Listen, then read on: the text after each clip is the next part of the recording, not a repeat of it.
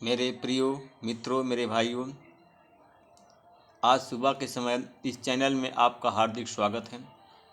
आइए हमारे साथ में सम्मिलित होइए और परमेश्वर के आशीषों का आनंद लीजिए। मेरे प्रियो, अगर आप लोग नए हो, इस चैनल में जुड़े हो, तुरंत इस चैनल को सब्सक्राइब करें, शेयर करें। जो लोग पुराने हैं वे लोग तुरंत इस चैनल को शेयर करें और लाइक करें। मेरे प्रियो, पहले मैं आपको वचन बताऊंगा, फिर आपके लिए, आपके परिवार के लिए, आपके बच्चों के लिए मैं प्रार्थना करूंगा, जिससे स्वस्थ हो जाए, परमेश्वर की आशीष आपको मिले। आमीन। मेरे प्रिय भाइयों, आज का वचन है रोमियो की पत्री है, उसका 11 अध्याय का 22 वचन है। परमेश्वर इस प्रकार है, परमेश्वर की दयालुता और कठोरता दोनों पर विचार करो। मेरे प्रियो, परमेश्वर की दयालुता और कठोरता पर दोनों पर विचार करो। पवित्र लोगों के प्रति उसकी कठोरता है और तुम्हारे प्रति उसकी ईश्वरीय दयालुता है।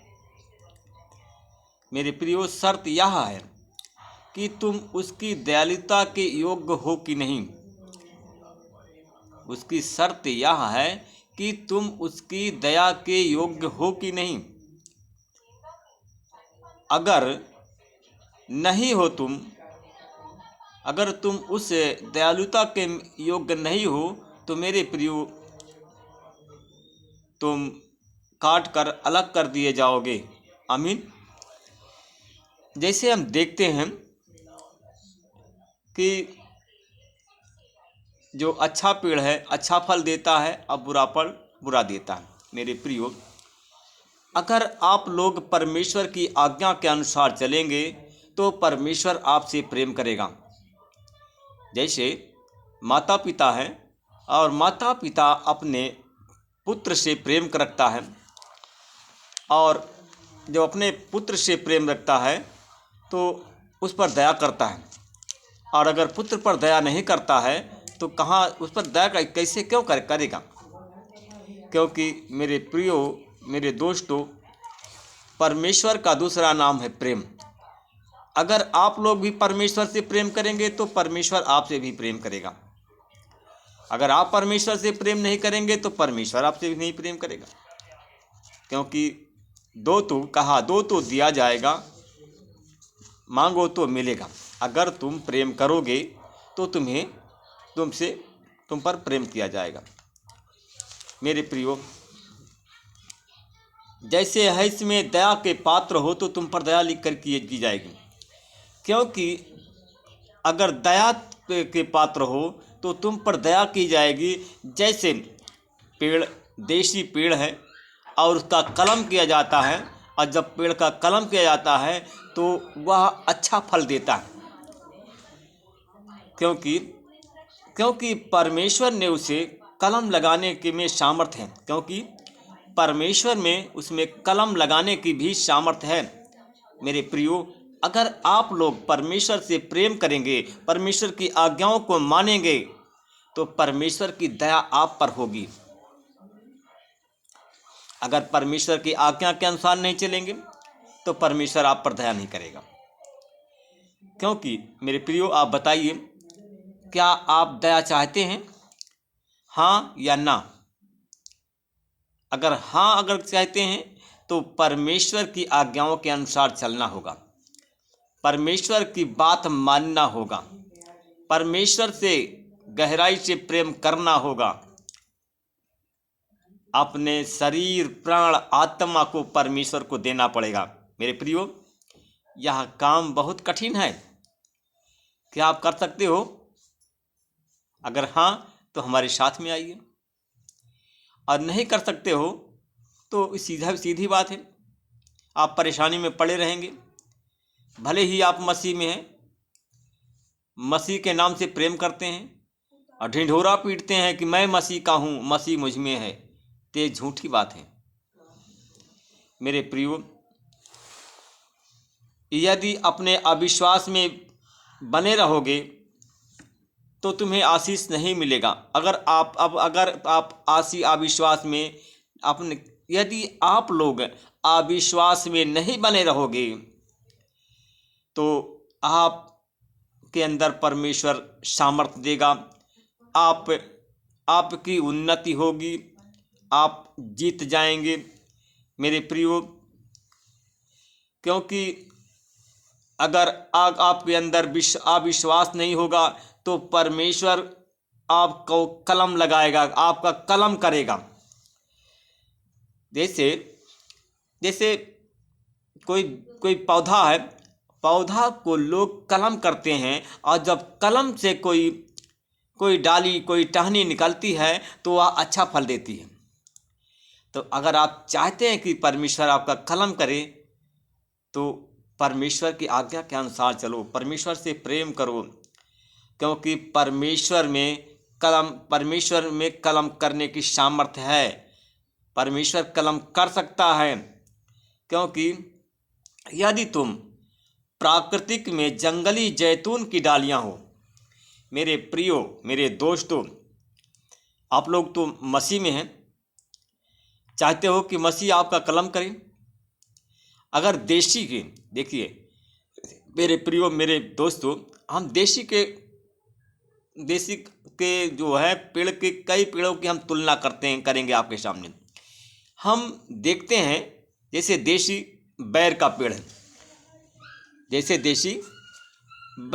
है, तो अगर देशी बैर का पेड़ है तो छोटे फल निकलेंगे। अगर कलम बैर का पेड़ है तो उसमें फल बड़े बड़े फल निकलेंगे। और हम देखते हैं कि अगर आम का पेड़ है, देशी है, तो फल छोटा निकलेंगे, और जो छोटा निकलेंगे खट्टा निकलेंगे, खराब निकलेंगे फल। परंतु अगर कलम लगा हुआ पेड़ है तो वह फल मीठा होगा और अच्छा फलदायी होगा, देखने में सुहावना होगा। आप लोग अब बताइए, आप देशी रहना चाहते हैं कि कलम? अगर देशी रहना चाहते हैं तो अपने मनमानी करें, जो आपकी इच्छा है करें, परमेश्वर का भय ना मानो। परमेश्वर क्या करेगा? हर जगह आपको नहीं देखता है।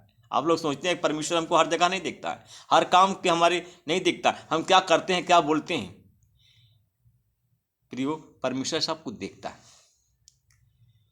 आप जो करते हैं, जो बोलते हैं, परमेश्वर सब कुछ देखता है। क्योंकि मनुष्य का भय ना माने, मनुष्य से न डरें, परमेश्वर से डरें। परमेश्वर सब देखता है, परमेश्वर सब सुनता है, इसलिए कि परमेश्वर का भय करें।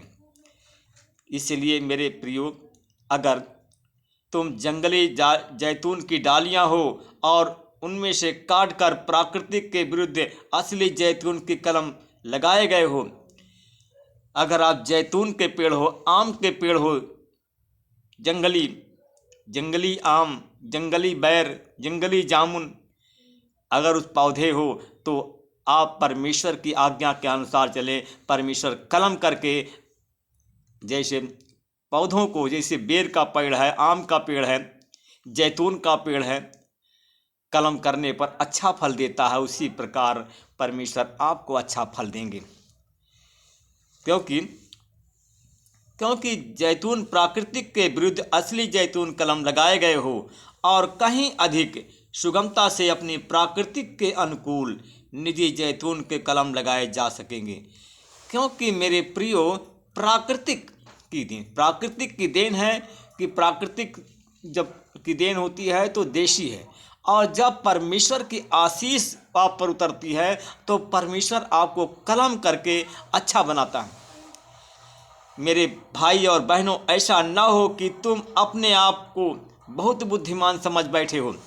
मेरे प्रियो, मेरे दोस्तों, आप लोग यह ना समझें, आप लोग यह अपने आप को जानते हैं कि आप लोग अपने को बहुत बुद्धिमान समझ बैठे हैं। ऐसा ना समझें। इसलिए कि मैं आप लोगों पर यह रहस्य प्रकट करना चाहता हूँ कि आप लोग खुद के अपने बहुत बुद्धिमान बन बैठे हो, खुद के ज्ञानी बन बैठे हो, खुद के भगवान का दर्जा ले रहे हो, खुद को अपने आप को देवी देवता का रूप समझ रहे हो। ऐसे भूल में मेरे प्रियो ना पड़ें, क्योंकि इजराइल का एक भाग तब तक अंधा बना रहेगा जब तक यहूदियों की पूरी जनसंख्या का प्रवेश ना हो जाए। मेरे प्रियो ऐसा हो कि हो जाने पर संपूर्ण इजराइल का मुक्ति प्राप्त होगी। मेरे प्रियो, मेरे दोस्तों, क्योंकि आप लोगों पर परमेश्वर का अगर रहस्य प्रकट होगा तो आप लोग तब तक आप अंधा बने रहेंगे, जब तक जो गैर यहूदी हैं, जो संसारिक लोग हैं, उनकी इस जनसंख्या का प्रवेश ना हो जाए, वो निकल ना जाए आपसे। तब तक अगर ऐसा हो जाने पर संपूर्ण इजराइल को मुक्ति मिलेगी, संपूर्ण प्रभु के जन को मुक्ति मिलेगी और पूरे परमेश्वर के जन आशीषित होंगे। अगर आप चाहते हो कि हम बच जाएं, हम आशीषित हो जाएं, हमारा विकास हो, हमारी उन्नति हो, परमेश्वर में शांति हो, हमारे बच्चे अच्छे हों, तो मेरे प्रियो, आप लोग अपने बुरे काम को छोड़ें। अपने आप को जो बुद्धिमान बने हैं, भगवान बने हैं, वो अपने दिमाग से निकाल दें ताकि आपका कल्याण हो जाए। आमीन। आंख बंद करें, हम आप लोगों के लिए प्रार्थना करेंगे। परमेश्वर पिता, मैं आपको धन्यवाद करता हूँ, आपके चरणों में आता हूँ। हमारा जो भाई, हमारा बहन, हमारे बच्चे परमेश्वर पिता जो इस चैनल में जुड़े हैं, अगर अपने आप को छोटा बनते हैं, अपने आप को पश्चाताप करते हैं, अपनी बुरी चाल को त्यागते हैं, तो परमेश्वर आपकी आशीष हो, हर एक बीमारी, हर एक दर्द उनका चला जाए। परमेश्वर पिता, जो हमारे भाई, हमारे बहन जो आज शैतान से ग्रसित हैं, शैतान के बंधन में फंसे हैं, नहीं छूट रहे हैं, अगर अपनी बुरी चाल को छोड़ते हैं, परमेश्वर पिता आपकी आज्ञा के अनुसार चलते हैं, तो शैतान के सारे बंधन को तोड़ता हूं और उस भाई को शैतान से आज़ाद करता हूं।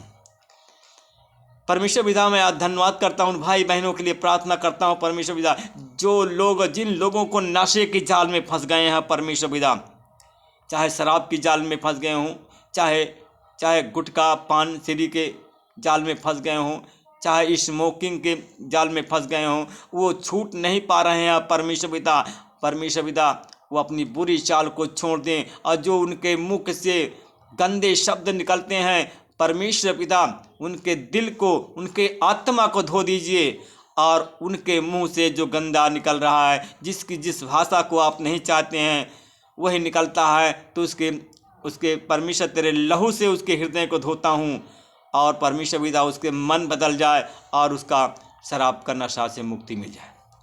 तेरे नाम की महिमा करे, तेरे नाम की बड़ाई करे। परमेश्वर पिता, मैं उन भाई बहनों के लिए प्रार्थना करता हूँ।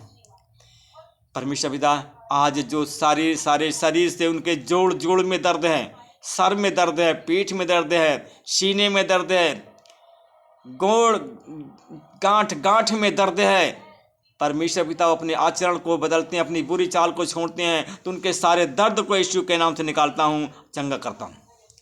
उन भाई बहनों के लिए प्रार्थना करता हूँ परमेश्वर पिता, जो इस श्राप के कारण, अपनी बुरी चाल के कारण, परमेश्वर पिता, आज वो निसंतान है, उनके पास कोई बच्चे नहीं है। परमेश्वर पिता, मेरे प्रिय भाई बहनों, अपनी बुरी चाल को छोड़ो और उस परमेश्वर की जैसे चाहता उसी चाल चलो। परमेश्वर आपको बांझ नहीं संतान देकर के आज आशीषित करेंगे। भले ही चाहे 2 साल, 10 साल, 20 साल हो गया हो, आपके पास संतान नहीं है, अपनी बुरी चाल को छोड़ो और संतान को लो, परमेश्वर आपको दे रहा है। आमीन। मेरे प्रिय भाई बहनों, मित्रों, मेरे साथियों, उन भाई बहनों के लिए प्रार्थना करता हूँ जिनको शुगर की बीमारी है, थायराइड की बीमारी है, हार्ट की बीमारी है। परमेश्वर पिता, इन सारी बीमारी से उनको चंगाई की आशीष बोलता हूँ। उन भाई बहनों के लिए प्रार्थना करता हूँ, सरकारी जॉब और सरकारी नौकरी देकर के आशीषित करें।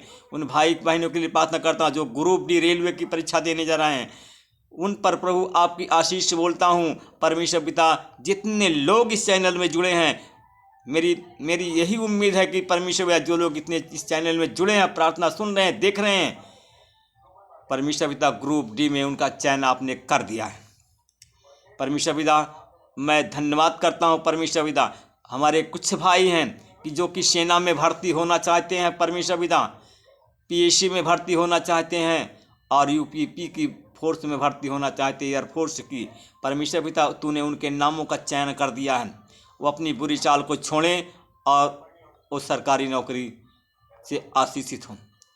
परमेश्वर पिता, मैं आपका धन्यवाद करता हूँ। उन भाई बहनों के लिए प्रार्थना करता हूँ जो लोग ग्रेजुएट हो गए हैं, परमेश्वर बीटीसी कर चुके हैं, बीएड कर चुके हैं, टीटी की परीक्षा पास कर चुके हैं, उन पर आपकी आशीष हो और उन्हें सरकारी नौकरी देकर के आशीषित करें।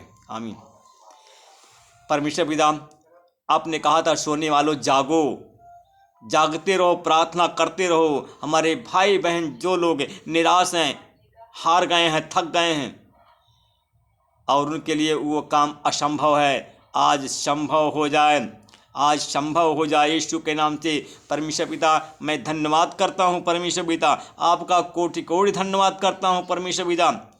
आपने हमारा एक भाई है जिसको अधिकारी बना दिया है आपने, और वो परीक्षा दे चुका है और उस आपने अधिकारी बना करके उसे चयनित कर दिया है। मैं आपका धन्यवाद करता हूँ। जब परमेश्वर पिता, जब वो भाई सरकारी नौकरी, सरकारी वो अधिकारी बन करके आएगा, तेरे नाम की महिमा की गवाही होगी। और इस वीडियो को आज जो हम परमेश्वर पिता हम आज हमने बताया है, और ये तेरे नाम की महिमा हो और वो सत्य होगी। आमीन। मेरे प्रिय भाई बहनों, मेरे मित्रों, मेरे साथियों, आप सबको जय मसीह की। परमेश्वर आपको ढेरों आशीष दे दिया है। जन्मदिन तक जितनी भी आपके अंदर जितनी आपकी परेशानी थी, जितनी आपकी समस्याएं थी, हर एक समस्याओं का यीशु समाधान कर दिया है। परमेश्वर आपको आशीषित करे। आमीन।